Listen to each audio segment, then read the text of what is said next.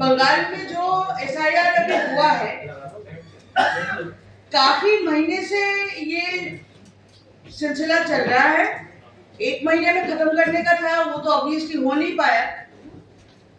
लेकिन ये जो फेजेस में बंगाल के एसआईआर आया और हमने देखा कि करोड़ों के तादाद में, लाखों नहीं करोड़ के तादाद में लोग गायब हो गए, वोटर लिस्ट से गायब हो गए। और वोटर लिस्ट से गायब होना, सिर्फ वोटर लिस्ट से गायब होना, आपका वोट देने का अधिकार एक बार के लिए खोना नहीं है।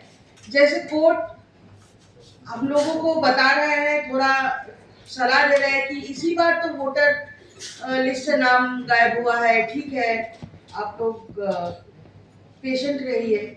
लेकिन हमें पता है कि वोटर लिस्ट से एक बार नाम गायब हो जाना पूरी तरीके से आपकी नागरिकता पे सवाल निशान हो जाता है।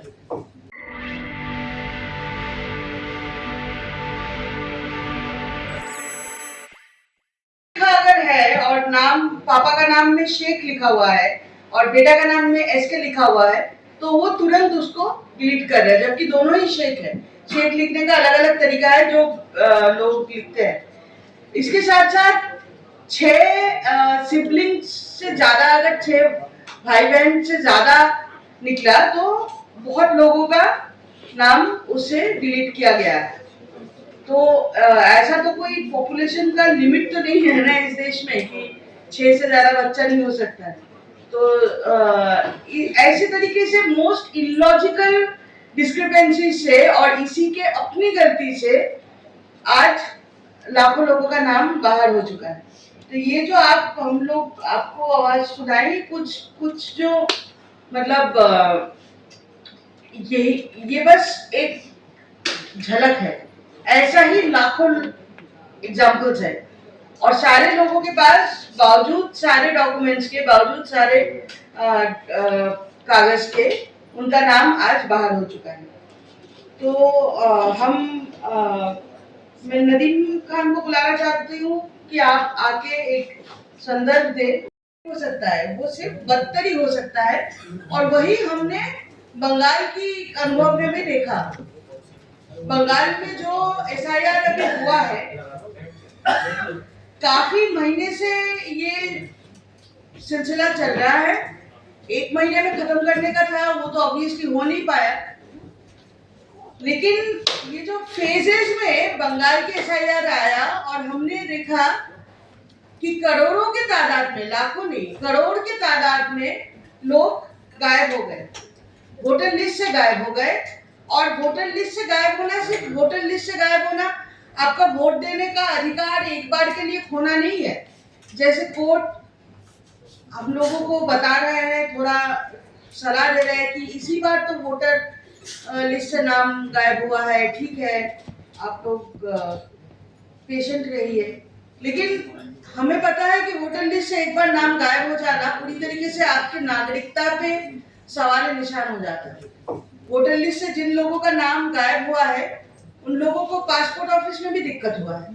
तो धीरे धीरे जो नागरिक, आप एक देश का नागरिक थे और वोट देना आपका पहला पहचान था, नागरिकता था, वही मिट जाता है तो नागरिकता के ऊपर ही सवाल उठ जाता है। और ये सवाल किसके ऊपर हो रहा है, किसके ऊपर ये सवाल, ये निशान लगाया जा रहा है, वो भी बहुत सोची समझी साजिश है।